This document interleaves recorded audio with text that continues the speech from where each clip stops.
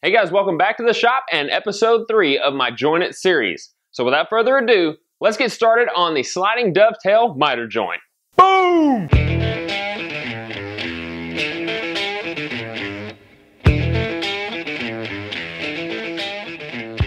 Miter joints. They are one of the most common joints found especially in picture frames. However, they are one of the weakest joints you will find in woodworking. Reason for that is that you are trying to glue two end grain surfaces together. End grain soaks up moisture like a sponge. Glue, unfortunately, has a lot of water in it.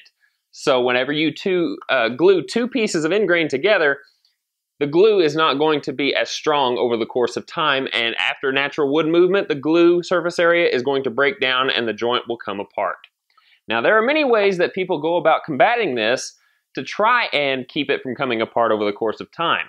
Some people use nails, professional framers might use staples, woodworkers might even consider putting a spline or dovetail key just in the corner of the joint. Now, unfortunately, that doesn't give you much protection on the inside part of the joint. So there's a specific joint that I haven't even really seen that I'm going to try. Never done it before, so we'll see how it goes. But what I'm going to attempt is putting an integral dovetail spline down the entire length of the miter joint. There will also be a corresponding mortise in the other piece, and this will be on all four corners of the picture frame that I plan to build on my next project. So, let's see how this turns out. Now, I had to do a little bit of thinking on how I wanted to accomplish this on the router table, and it's a pretty simple method, as long as you can keep the stock from moving as you take it across the bit. Let me explain. Now, I plan on starting making the mortise first using my dovetail bit and my fence. Now, I plan on putting the first piece, and this will work with the other adjacent piece as well. It's going to go on its edge through the bit, and then we need to flip it around and run it through again in order to center it.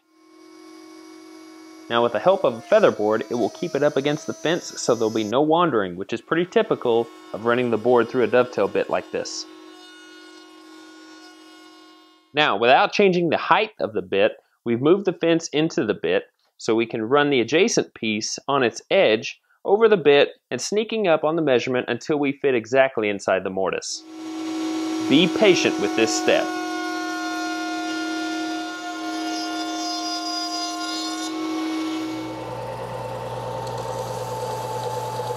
I've got a nice spline right here, and it's all nice and trimmed up to the end. And it's going to be here as well. Now let's just see how they fit. That is a nice joint. And also, as you can see, the mortise that I made with the bit using that feather board made a nice clean cut, so the joint itself is nice, smooth, and no filling needed whatsoever.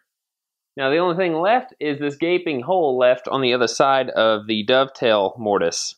And the easiest way to combat that is just to take a piece of leftover dovetail spline from another piece and use it as a filler spline. Glue it in place, it's good to go.